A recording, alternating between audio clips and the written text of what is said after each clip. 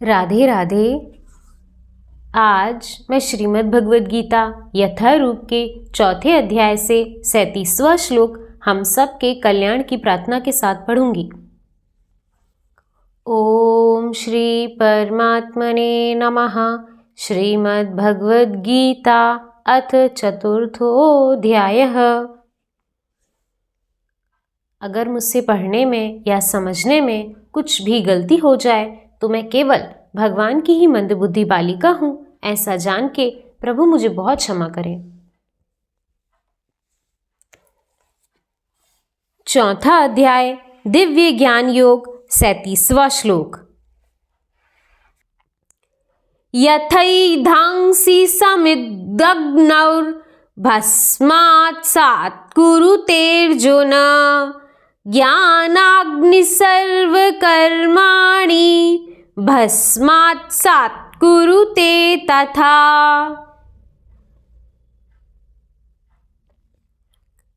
जैसे प्रज्वलित अग्नि ईंधन को भस्म कर देती है, उसी तरह हे अर्जुन, ज्ञान रूपी अग्नि भौतिक कर्मों के समस्त फलों को जला डालती है।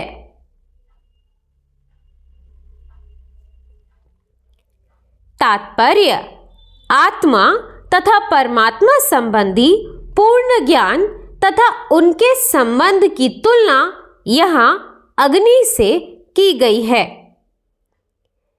यह अग्नि न केवल समस्त पाप कर्मों के फल को जला देती है, अपितु पुण्य कर्मों के फलों को भी भस्मसात करने वाली है। कर्म फल की कई अवस्थाएं हैं: शुभारंभ, बीज, संचित आदि। किंतु जीव को स्वरूप का ज्ञान होने पर सब कुछ भस्म हो जाता है, चाहे वह पूर्ववती हो या परवती। वेदों में कहा गया है, उभय उहय वैश्ये एते तरत्यमृतः साधव साधुनी। मनुष्य पाप तथा पुण्य दोनों ही प्रकार के कर्म फलों को जी लेता है। राधे राधे।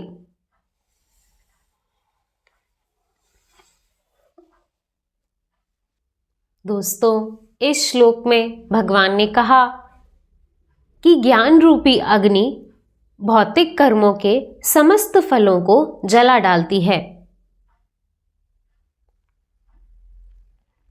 इस पे हमारे गुरुजन यही कहते हैं कि कर्म फल होता ही नहीं है। जब आपके पास वास्तविक ज्ञान होगा, तब आप समझोगे कि फल किस चीज का मांग रहे हो आप। आपका वास्तविक संबंध केवल भगवान से है। हमारा वास्तविक धन उनका नाम है। हमारी वास्तविक संपत्ति उनसे हमारा संबंध है। इसीलिए हमारे गुरुजन कहते हैं कि जो आपका है वो आपसे कोई नहीं छीन सकता। और इस माया जगत में आप जो भी धन संपत्ति एकत्रित करते हैं वो नष्ट हो जाती है, यानी वो आपकी कभी थी ही नहीं। जो संबंधी आप बनाते हैं वो बिछुड़ जाते हैं, यानी उनसे आपका कोई संबंध था ही नहीं। हमारा वास्तविक संबंध जिससे है, उससे हम कभी बिछड़ ही नहीं सकते।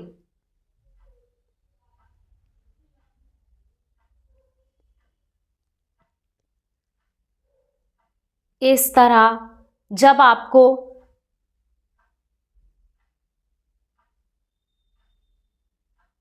इस भौतिक जगत का और अपने और परमात्मा के संबंध का वास्तविक ज्ञान होता है, तब आपके लिए किसी भी कर्म फल के लिए कर्म करने की आवश्यकता नहीं रह जाती। इसीलिए भगवान ने ज्ञान को सर्वश्रेष्ठ बताया है, क्योंकि अज्ञान से ही डर का, भय का, मोह का, क्रोध का, काम का और इसी प्रकार के कई विकारों का जन्म होता है।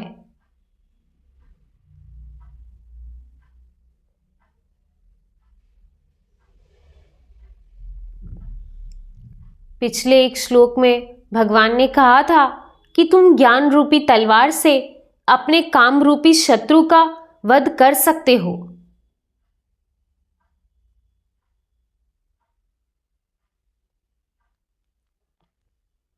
इसी प्रकार और चाहे जो भी विकार हो, अगर आपको वास्तविक ज्ञान होगा तो आपको उनसे अलग से लड़ने झगड़ने की जरूरत नहीं पड़ेगी। आप खुद ही समझ जाओगे कि ना ये विकार मेरा है और ना मुझे इसमें फंसने की जरूरत है। बस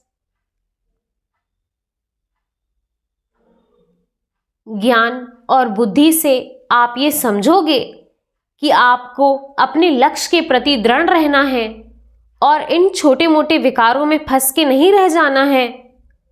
और जिस प्रकार इस दुनिया में आपाधापी मची हुई है, वो इसीलिए क्योंकि लोग सुरक्षा ढूंढते हैं, भगवान पे भरोसा नहीं करते। उन्हें लगता है कि उनके जीवन को वही चला रहे हैं। और एक सबसे अच्छी बात जो हमारे गुरुजी ने कही थी कि आप ये क्यों नहीं समझते कि जीवन का लक्ष्य जीवन नहीं है, सिर्फ जीवन को चलाते रहना जीवन का लक्ष्य नहीं है। जितनी अवधि लिखी है उतना तो आप जीवन पार कर ही लोगे, परंतु क्या यही आपका लक्ष्य था?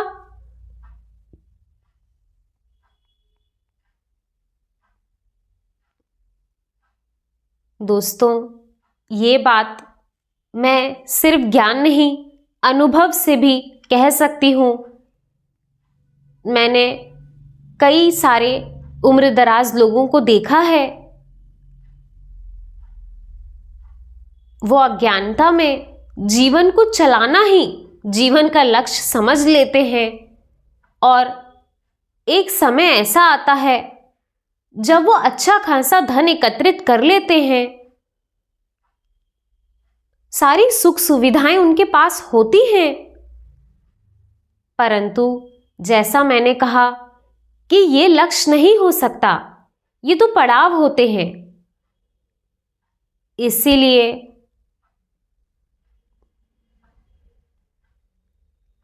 ये सब करने के बाद जीवन के अंत समय में उन्हें बहुत खालीपन लगता है। वो अपनी मृत्यु का इंतजार करते हैं और इस प्रकार उनको जीवन काटना ही मुश्किल लगने लगता है। वो सोचते हैं कि इससे अच्छी स्थिति तो तब थी जब हम पैसे के लिए भाग रहे थे, कम से कम हम चल तो रहे थे। अब तो इतना पैसा इकट्ठा कर लिया है, बस बैठे रहते हैं।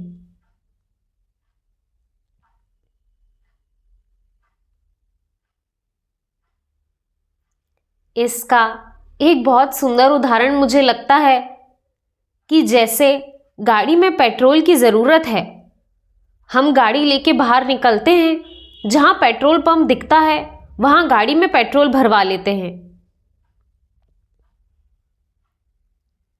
परंतु हम पेट्रोल पंप खरीदने नहीं निकल जाते या पेट्रोल इकट्ठा करने नहीं निकल जाते, क्योंकि हमें पता है कि गाड़ी को चलाने के लिए पेट्रोल जरूरी है। पेट्रोल हमारा लक्ष्य नहीं है।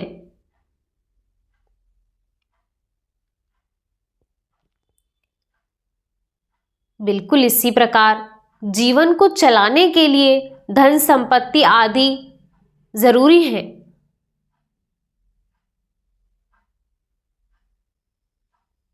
परंतु उनकी कीमत उतनी ही है जितना वो गाड़ी को चलायमान रख सके। वो लक्ष्य नहीं है। इन बातों को जब हम आत्मसात करते हैं और ये समझते हैं कि हमारे जीवन का लक्ष्य भोग नहीं भगवान है, तब हम वास्तविक रूप से सही तरह से अपने जीवन को निर्वाह करते हैं और ये मानव जीवन कितना अमूल्य है ये हमें तभी समझ आता है।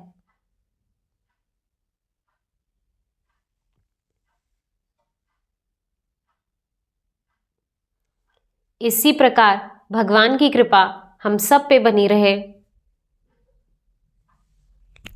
राधे राधे।